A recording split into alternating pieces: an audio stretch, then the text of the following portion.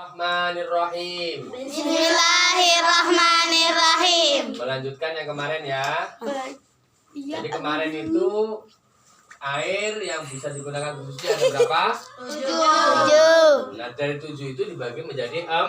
4 itu apa saja? Ini akan kita pelajari. Summal miyahu. Summal miyahu. Dibaca bersama. Nuli Utawi piro-piro banyu iku arba'ati aqsamin tetapi ngatasi kapak piro-piro dumduman Tohirun dalam mukane kang suci mutahhirun kalpi ya nanti busaan makruhin kang ora den makruhake ping yang pecinake wa huwa utawi tahirun tahir ghairu makruh iku alma'u banyu almutlaqu kang den lelake saking koyin nomor loro batahirun lan bahane banyu kang suci mutahhirun kang bisa nyucikake makruhun kang den makruhake gunakake wa huwa utawi tahir mutahhir makruh iku alma'u banyu al-musammasu kang den panasi kelawan srengenge atau matahari. Sekarang dimaknai Indonesia. Summal miyahu. Summal miyahu Kemudian bujune bermula beberapa air itu ala arba'ati aqsamin tetap atas 4 beberapa bagian. Tohirun satu yaitu air yang suci. Mutahhirun 3 menit. yang bisa mensucikan. Ghairu makruhin yang tidak dimakruhkan menggunakannya. Nanti 3 menit. Wahuwa dan bermula tahir mutahhir ghairu makruh itu alma'u air al-mutlaqu yang dilepas dari qaid. Apa kemarin qaid? Sesuatu yang mengikat, sesuatu tertentu yang mengikat. Wa tahirun dan yaitu air yang suci. Mutahhirun yang bisa mensucikan.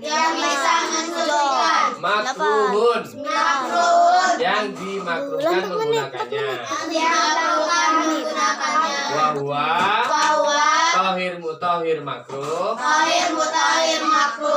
Wa huwa dan bermula tahir mutahhir makruh itu alma'u air al-musammasu yang dipanasi dengan sinar matahari. Baik anak-anak sekalian, jadi dari 7 air kemarin itu dibagi menjadi 4 kelompok. Yang pertama air mutlak, kemarin sudah dijelaskan.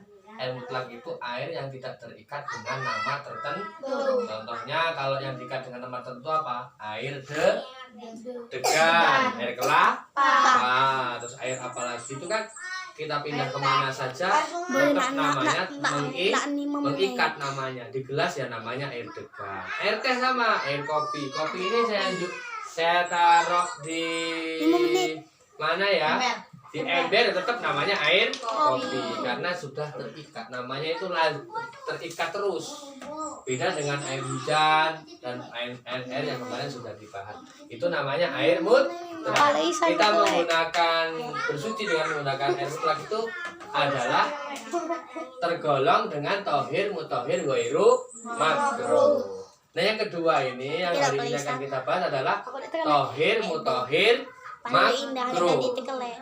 Tohir mutahhir makruh itu apa? Kenyataan dengan air yang suci mensucikan tapi makruh digunakan. Artinya digunakan ke apa? Di dalam kitabnya jelaskan digunakan ke badan.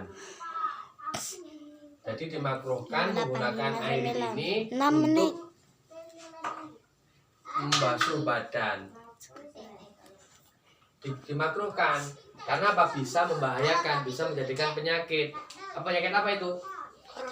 Penyakit baros. Baros itu penyakit lepra. Yang itu loh, yang putih-putih kulitnya itu, terus merotoli. Penyakit kulit intinya.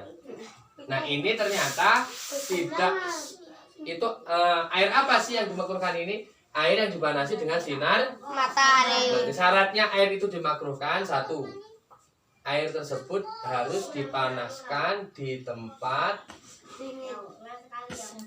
yang suhunya panas. Contohnya apa? Contohnya di atas gunung. Di atas gunung yang panas, pucuknya. Nah, itu. Nah, terus di daerah Yaman termasuk di situ, di daerah Hijaz. Hijaz itu di daerah Arab Saudi sana. Pokoknya daerah-daerah yang suhunya itu 30 derajat Celcius ke atas lah. Daerah panas. Yang kedua, air tersebut ditempatkan di wadah yang terbuat dari logam. Wadah yang terbuat dari logam kecuali apa? Kecuali emas dan perak. Kalau logamnya itu terbuat dari emas dan perak tidak dimakruhkan. Karena apa? Logam yang terbuat dari emas dan perak tidak bisa mengeluarkan teyeng. Nah yang dimakruhkan itu apa? Logam yang selain emas dan perak. Contohnya apa? Contohnya apa? Besi. Itu besi. Itu kan bisa mengeluarkan teyeng. Nah teyeng itu nanti yang bisa menjadikan penyakit yang bisa menjadikan penyakit kulit. Dan yang ketiga, makruh digunakan posisinya ketika air masih dalam keadaan apa? Dalam keadaan panas. Kalau sudah dingin tidak dimakruhkan. Jadi syaratnya ada 3 anak-anak. Air itu bisa dihukumi suci, mensucikan, tapi makruh. 1, syaratnya harus di tempat yang yang suhunya panas. Yang kedua, ditempatkan di wadah yang terbuat dari logam. Logam itu bisa dipukul dengan palu itu, kecuali emas dan perak. Yang ketiga, posisi air masih panas. Termasuk lagi yang tidak disebutkan di dalam matan takrib ini adalah apa? Tohir mutahhir yang makruh, tapi selain air musawas apa? Air yang sangat panas dan air yang sangat dingin. Air yang terlalu panas, walaupun bukan panas dari sinar matahari, dan juga air yang terlalu dingin, walaupun bukan dari pokoknya yang terlalu dingin lah, yang bisa menjadikan penyakit ini juga makruh, bahkan bisa dihukumi haram kalau membahayakan diri. Contohnya Pak, air yang baru digodok mendidih 100 derajat Celcius, itu kamu gunakan wudhu, itu justru nggak boleh. Karena apa? Itu haram, karena apa? Membahayakan bukannya suci tapi malah melonjak kabeh. Bahkan bisa menjadi Nah, jadi air ada dibagi menjadi berapa? 4 kelompok. Tohir mutahhir ghairu makruh sama tohir mutahhir makruh. Nah, tohir mutahhir makruh itu di sini disebutkan air yang dipanasi dengan sinar matahari dengan syarat-syarat ini ada 3. 1, harus di suhu yang tinggi. 2, 2 diletakkan di wadah yang terbuat dari selain emas dan perak. Yang ketiga posisi air masih panas.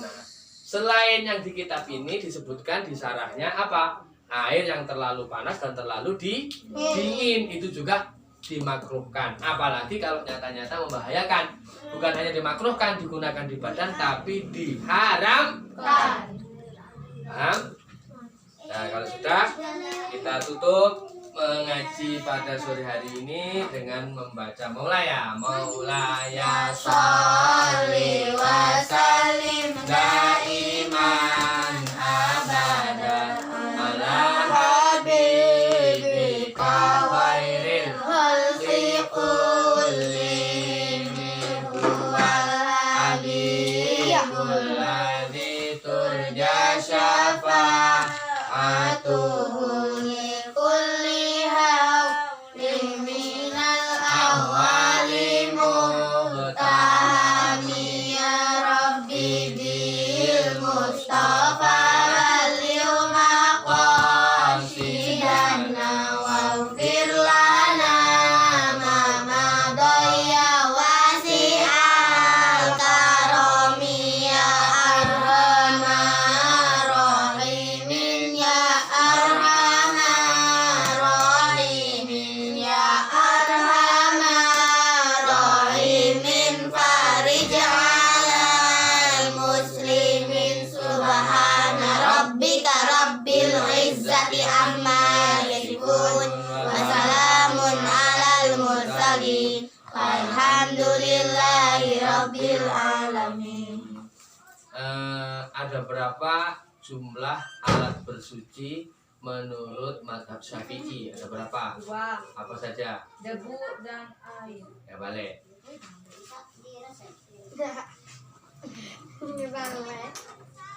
Air adalah merupakan salah satu alat bersuci. Itu bisa digunakan untuk bersuci dari apa? Hari najis dan hadas. Ngacung. Siapa yang jawab? Siapa yang jawab? Ngacung, siapa yang jawab? Ya, coba. Dari apa? Najis dan hadas. Contohnya, nah, ada yang bisa bersihkan hadas dengan apa? Air. Ya, contohnya apa? Berwudu terus? Mandi wajib. Ya udah balik. Terus kemarin itu ada berapa sih air yang bisa kita temukan yang bisa kita gunakan bersuci? 7 sebutkan. Air hujan, air laut, air sumur, air sungai, mata air, air salju, air embun. Balik. Dan terus kemudian dari air-air tadi dikelompokkan menjadi berapa kelompok? 4 sebutkan. Yang 2 yang saya jelaskan sebutkan apa? Ayo. Tohir, wairu, terus yang kedua tohir, mutohir, makruh. Satu pertanyaan yang bisa diantara 3 ini yang menjawab. Maksud dari tohir, mutohir, makruh itu apa? Ayo. Ini ramai lagi. Bisa jawab. Maksudnya apa? Air yang mensucikan, terus air yang suci dan terus yang tadi baru dijelaskan. Yang untuk digunakan menghilangkan yang makruh digunakan di badan. Udah bisa belajar lagi ya.